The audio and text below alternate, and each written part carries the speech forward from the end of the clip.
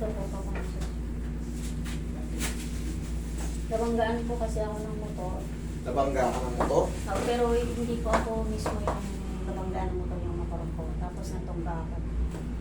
Nabangga yung motor mo, tapos natumba ka. Opo. Gaano kabilis yung bangga? Saglit lang po as yung isang impact lang naman. I mean yung ano, yung kumbaga intersection, gano'n, tumatakbo kayo parehas. Hindi po, nakapatawid lang po siya ng kalsada. Tapos napadaan lang ako. Tapos parang pag-arangkada niya, napitik niya agad. Okay, kailan ka na-disgrasya? Ano ba po, December 10? December 10, okay. Ngayon, nag-hospital kayo. Opo, hospital po, nag-x-ray. Tapos okay. Tingin nga yung x-ray. X-ray kasi basta mga disgrasya, kailangan syukulin natin kasi baka may mga crack yung ano nyo. Yung iba kasi natutulas na, natutukod, nagka-crack yung mga ano sa inyo pag nababaldog. Sabi naman po ng doktor, wala namang fracture. Kaso yung soft tissue daw po parang napupog siya. Soft tissue na bugbog. Kaya nung 3 araw po pinanon niya ng ice. Ngayon, namasa. Nagpasa. Hindi po, kaso hindi ko na siya, lahat po nagagawa ko, pero hindi ko siya natataas ng maayos. Hindi mo na angat. Eh sabi po nung nagpa-massage po ako, sabi na nagkaroon ako ng close ng shoulder. Pero nung nabangga ko pa gusto ito kasi nito. Tapos bumagsak ako ng pagano. Kaso nababad ko siya ng matagal. Pag mga 2 oras ako nagtagal po kasi nung babangon na ako, parang naiiwan ng buong braso. Hindi ko na siya naangat. Doon pa lang sa ano na yun, nawala na kagad ng lakas. Kaya akala ko nila may fracture, so ginawa lang nila ng parang ano. Kas, Oo. Pero nakaganyan. itong alanganin dito, idol eh. Itong, yung pinaka-head humerus mo, parang ito ang gumalaw. Hindi siya totaling matatawag na malaking fracture, parang ano lang to eh. Ano yan? Ano ba ang explanation niya? Ito kasi, yung nakataklob na yan, pag gumalaw kasi yan, siyempre mamamagayan. Kasi kung wala talagang naging damage yan, kung mga soft tissues weight, ano lang, nalamog lang, mga 2 linggo lang yan, maximum, tanggal na yan. Tsaka pag niyelo mo, pag lamog yung laman or mga soft tissue dyan, pag niyelo mo, automatic mag-aano yan. Kumbaga magpapasa. Pero kung wala, sa loob tinamaan, baka gumalaw to, idol eh. Nabaga po ito ng mga ilang araw. Namaga siya. Oo. Baka namaga. Tapos nawala. Baka ano to eh, oh. Ito, baka itong gumalaw eh.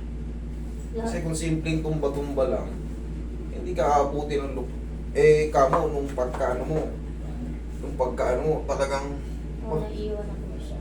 wala na talagang lakas ka agad. Masakit siya. Masakit siya sa loob. Baka nga gumalaw to, ito merong burrito na ano eh. Basta mo nga, merong burrito, yung head humerus mo, pinaka-cartilage. Ayan oh. Ito.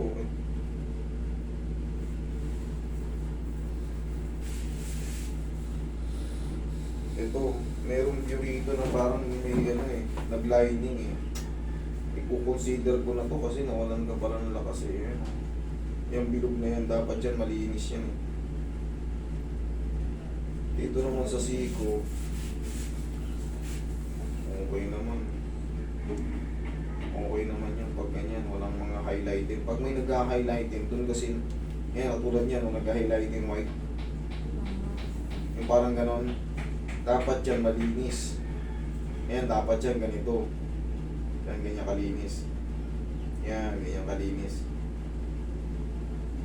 Yan, ganyan kalinis. Pero dito sa other view, sa likod,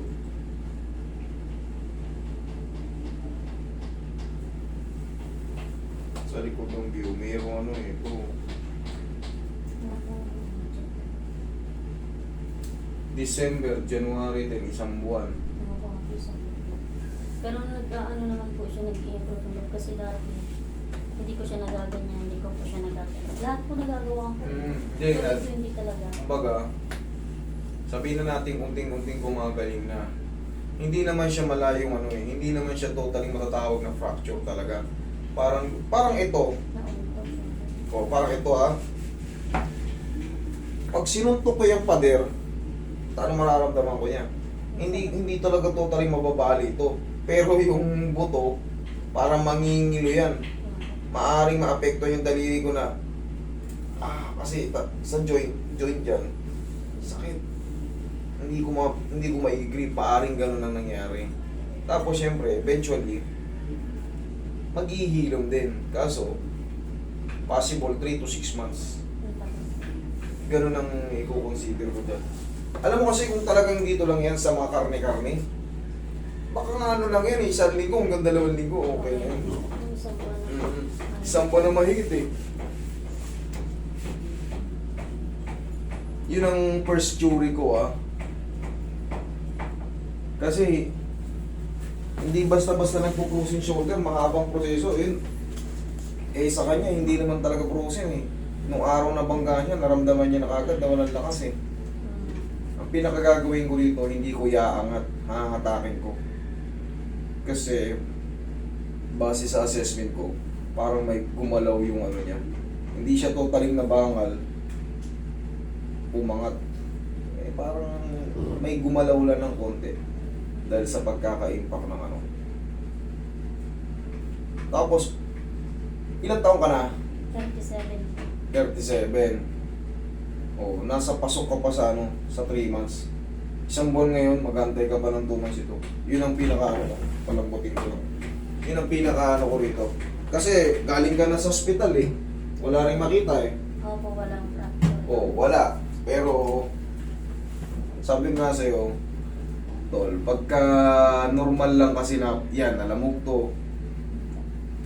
Kahit sa, di ba minsan tumatama tayo sa sa mga bangko, yung mga kanto ng bangko, nauupog natin yung kita natin, nagkakapasa. Opo. 2 linggo, wala na eh. Pero yun nga, pag medyo may gumalaw dito, Pinipilit ko po siyang iikot na gano'n, parang may nagaganong gano'n ng mga ugat na... sumasayad. Opo. Sige. Alam ko nang gagawin dito. Pero idol talaga mag-antay ka pa nito ng ano.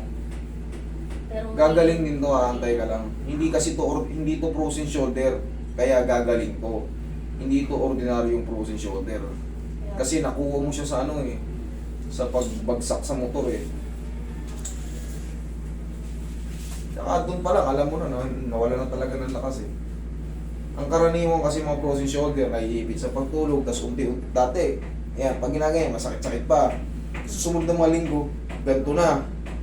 Kung lumilipas sa mga linggo pa, 1 buwan, 2 buwan, hindi, yan dyan, gano.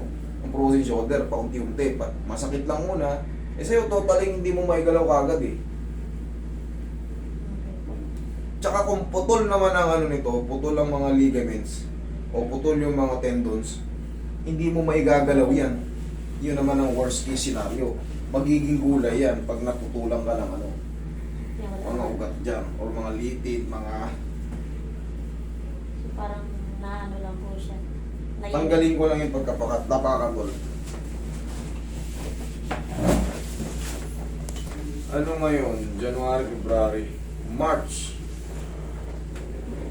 Ibilang na natin yung ibilang na natin yung January.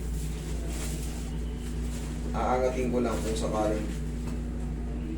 Marami na rin akong nakaganito.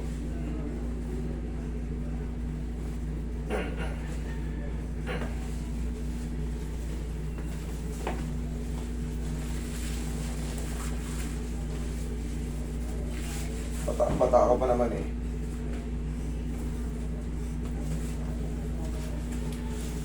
Yaya ka.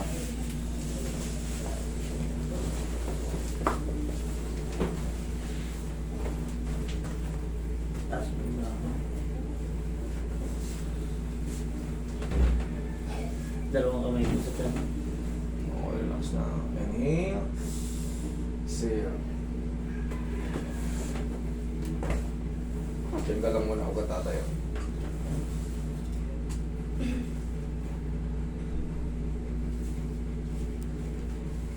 Sige, upo ka. Yung discard yung gagawin natin. Base ron sa x-ray niya, doon lang tayo susunod. Okay, relax mo lang tulog ang braso mo.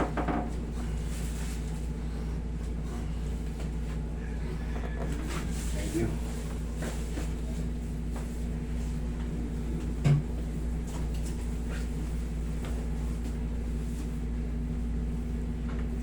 Sa totoo lang, medyo risky ito ipahilot sa pagbago pa. Pinahilot ko nga po, grabe yung pasa ng po. Ha? Pinahilot ko ba ito eh. Ano nangyari? Grabe yung pasa ko na po. Sabi ko sa iyo eh. Medyo may mga video ko dyan na pinaalalahanan ko kayo. Pag galing kayo sa disgrasya, Pinahilot ko nga po lahat. huwag kayo agad magpahilot. Tama yung sinasabi ng doktor. Kasi yung iba wala pang knowledge about sa mga mild fracture, yung mga iba pang mga mararapture dyan. Ngayon bubugbugin mo ng hilot. Ang mangyayari dyan, mamumuo, mamamasa. Grabe. Ganun lang nangyayari sa'yo. Oo, grabe yung pasa ko. O double damage ka lang. Pero, ini-exercise ko pa ito, okay lang po na ganun lagi. Okay lang yun. Alam mo pinakamaganda mong exercise, tuturuan kita, wait lang. Palambutin ko lang tong mga muscle. Tsaka ang tamang pag-massage sa mga ano, ganyan o, nadidinan siya pero never aaray. Ganito ba yung massage sa'yo noon? Hindi. Malakas. Nanginilipit po ako sa sakit. Yun na nga eh, kumbaga aral na sa atin yung mga una. Kawawa, marami nagpupunta rito, galing sa manghihilot, galing sa kagaya ko. Puro pasa, double damage, kawawa yung tao. Ganito lang exercise mo palagi. Ganyan, ganyan. Tapos ganito. Mawawala na yung sakit niyan. Unti-unti mo na rin maangat yan. Ayan o. Kita mo, naangat mo na. O sige, ikaw ang sariling angat. O, kita mo, naangat mo na. Dati hindi. Dati hindi. Alam mo ginawa ko, inalalayan ko lang yan pero naayos natin. Yun ang tamang pag-massage. Tapos ganito lang palagi yan, dire-diretso na yan ha. Tapos bumili ka ng pau. Ganyan-ganyan mo na, sariling haplos lang ang pagmamahal. Ha? Yung hot compress po, okay. Huwag na. Kasi ang hot compress, kailangan meron kayong bag nun. Kasi pagka nahanginan yun, yung patak ng tubig, lumalamig din. Nag-hot and cold. Masisira lang yung mga laman nyo. Okay? Okay na mo, ayos na, nangat na. Okay, salamat. Full